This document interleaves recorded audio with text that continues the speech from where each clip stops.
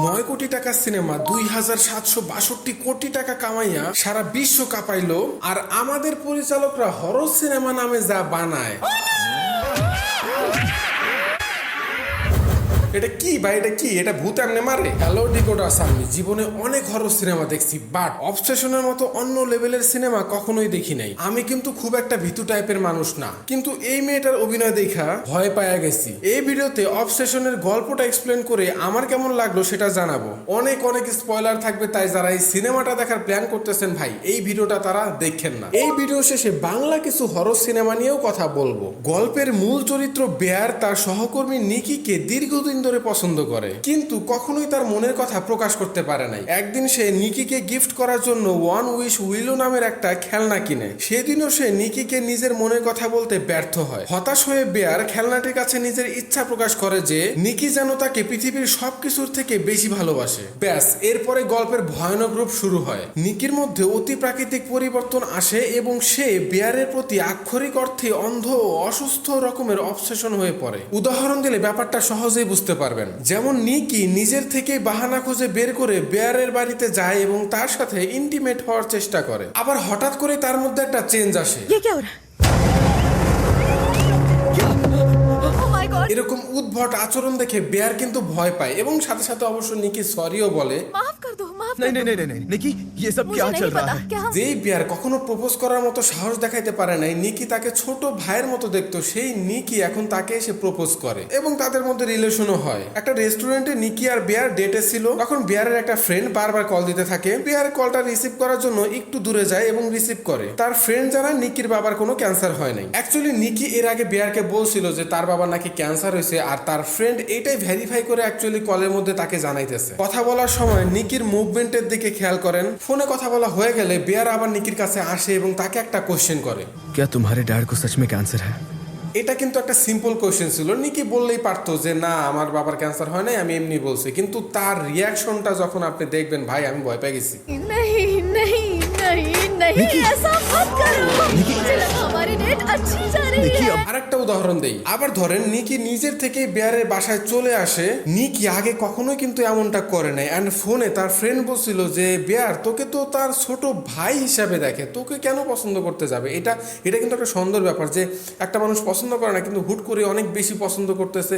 এই আচরণটা কিন্তু অনেক ভয়ঙ্কর ব্যাপার। নিকি রাতের বেলায় অদ্ভুত আচরণ করে, আবার সকালবেলায় সরি বলে। I am so sorry. जो हुआ इसके लिए मैं बहुत शर्मिंदा हूँ। কিন্তু তারপরে যেটা ঘটে, मिलने आ जाओ। नहीं नहीं, तुम बस आराम करो। Love you. টেপ লাগানোর মেন উদ্দেশ্যই ছিল কিন্তু এইটা যে বেয়ার যেন কোনোভাবে ঘর থেকে বাইরে বেরোতে না পারে। ভাই, মেয়েটা কোন লেভেলের অবসেশনে চলে গেছে যে বেয়ার পরের দিন সকালে কাজে যাবে, সে কস্টিপ দিয়ে ভরা রাখছে যেন সে দরজা খুলে ঘর থেকে বেরোতে না পারে। সময়ের সাথে সাথে মেয়েটার অদ্ভুত কাজ বাড়তে থাকে। যেমন ধরেন খাবারের মধ্যে বিড়ালের গোস্ত দেওয়া। এই সিনেমাতে একটা বয়েজ পার্টি থাকে অ্যান্ড বেয়ার চায়না নিকিকে নিয়ে যেতে কিন্তু বাধ্য হয় ওই অবসেশনের কারণে। পার্টিতে একটা গেম হয় যেখানে অনেকগুলো কাঠের টুকরা বা যাই বলি এগুলোর উপর কিছু লেখা থাকে। নিয়মটা হচ্ছে যে প্রত্যেকে একটা করে কাঠের টুকরা তুলবে এবং সেখানে যেটা লেখা আছে সেটা তাকে করে দেখাইতে হবে। নিকি তোলে এবং সেখানে যা লেখা থাকে সে সেটা করে, কিন্তু বেয়ার যখন তোলে তখন সেখানে লেখা থাকে आई तरफ बैठे शख्स को किस करो। বেয়ারের পাশে বসেছিল তার ফ্রেন্ড সারা। ভাই, তখন নিকি যেটা করে,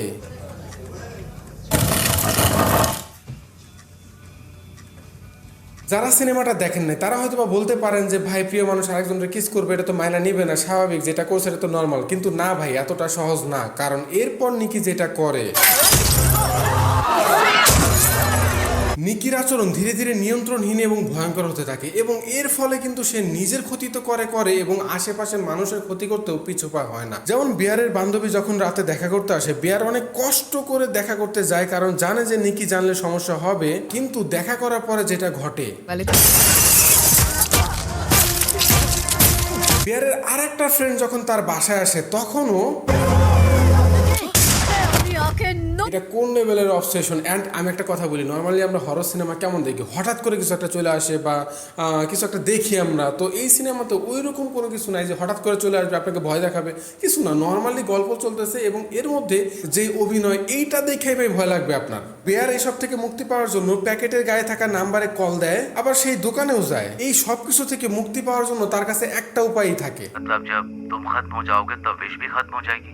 ইয়াস, মৃত্যুই পারে এই অভিশাপ থেকে বেয়ারকে মুক্তি দিতে। মেন কথা হচ্ছে যে বেয়ার নিকিকে ভালোবাসে, কিন্তু নিকি কখনোই বেয়ারকে ভালোবাসে নাই। পুরো সিনেমাতে যে ভালোবাসাটা দেখানো হয়েছে সেটা হয়েছে শুধুমাত্র সেই ওয়ান উইশ উইলো নামের খেলনাটার জন্য। শেষ পর্যন্ত বেয়ার বুঝতে পারে যে জোর করে কখনো ভালোবাসা পাওয়া যায় না, আর যদি পাওয়া যায়ও সেটা খুবই ভয়ঙ্কর হয়। বেয়ার নিজের ভুলের জন্য নিজেকে শাস্তি দেয়। নিকি তার আশেপাশে দেখে এবং কান্নায় ভেঙে পড়ে। অনেক হরর সিনেমা এখন পর্যন্ত দেখছি, তবে এইটার এন্ডিংটা আমার কাছে সবচেয়ে বেশি চমৎকার লাগছে। অভিনয়ের কথা যদি বলি, নিকি চরিত্রের এই মেয়েটার অভিনয় ছিল দুর্দান্ত। বেয়ার চরিত্রটাও অবশ্যই ভালো করছে, আরো আদার্স যে চরিত্রগুলো ছিল তারাও বেশ ভালোই অভিনয় করছে। যেহেতু এটা একটা হরর সিনেমা, তাই এটা কালার গ্রেডিংটা কিছুটা অন্ধকারাচ্ছন্ন ছিল, and sound design deep and catchy টাইপের ছিল, যেটা আরো ভয়কে বাড়ায় দিছে। এই সিনেমাটার বাজেট ছিল মাত্র 9 কোটি টাকা, কিন্তু কামাইছে 2762 কোটি টাকা। বাইরে ভাই টাকাই টাকা। আমাদের দেশের বাংলা হরর সিনেমা নিয়ে একটু কথা বলি।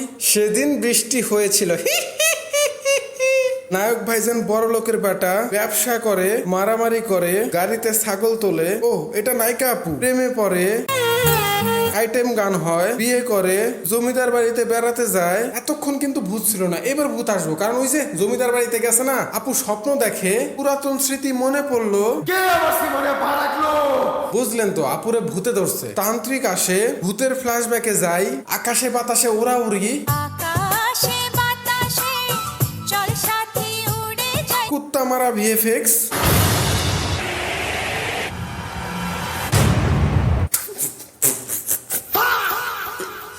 ভয় পেতেছি ভাই, ভয় পেতেছি, ভয়। আরে ভাই, এটা কি হরর সিনেমা নাকি? বাহ, এডিট দেখে তো আমার ভয় লাগতেছে। দেখছেন এখানে উঁচু হয়ে রয়েছে। আমি একটা জিনিস বুঝলাম না ভাই, তোর তো গার্লফ্রেন্ড ছিল তাই না? তুই যেমনি মরছস তো, ভূত হইছস, ঠিক আছে বুঝলাম, কিন্তু এখন প্রতিশোধ নিতেছস কেন? তোর তো মাফ করে দেওয়া উচিত। আর মেয়েটার দোষটা কি? এর থেকে আমরা কি বুঝলাম? পিছলা খাইবেন না কেউ, পিছলা খায় মরে গেলে ভূত হইবেন। এটাই বাংলা ব্লকবাস্টার হরর সিনেমা। আরো কিন্তু হরর সিনেমা আছে, যেমন আমাদের ইকবাল সাহেবের ডেড বডি। যারা ডেড বডি সিনেমার এক্সপ্লেনেশন দেখেন নাই, এইখানে ক্লিক করে দেখে আসতে পারেন। জিন 2, হ্যাঁ, যারা এটা দেখে ভয় পাবে না তাদের কিন্তু 50,000, 1 লাখ, 2 লাখ, 10 লাখ, 5 লাখ টাকা আমি গিফট করব। মানুষ তো এইসব ফালতু সিনেমা দেখতে হলে যায় না, এই জন্য গিফটের লোভ দেখায় যেন মানুষ হলে গিয়ে সিনেমা দেখে। তাইলে বুঝেন আমাদের দেশের হরর সিনেমার অবস্থাটা। আমাদের দেশে খুব একটা হরর সিনেমা নিয়ে কাজ হয় না, আর হরর সিনেমা নিয়ে কাজ করা উচিত আই গেস। তো আমাদের যে ইন্ডাস্ট্রি, এখানে তো 4-5 কোটি টাকাতেও হরর সিনেমা বানানো সম্ভব। তো সামনে একটা হরর সিনেমা আসতেছে, রায়হান রাফির আন্ধার। তো দেখা যাক, আশা করি এই সিনেমাটা ভালো হবে, কারণ ডিরেক্টরের উপরে আমার একটা ভরসা আছে। যারা অবসেশন সিনেমাটা দেখছেন, আপনাদের কাছে কেমন লাগছে অবশ্যই কমেন্ট করে জানাবেন। আর এই ভিডিওটা ভালো লাগলে অবশ্যই চ্যানেলটা সাবস্ক্রাইব আর ভিডিওটা শেয়ার করতে ভুলবেন না। দেখা হবে নতুন কোনো ভিডিওতে। Till then, tata.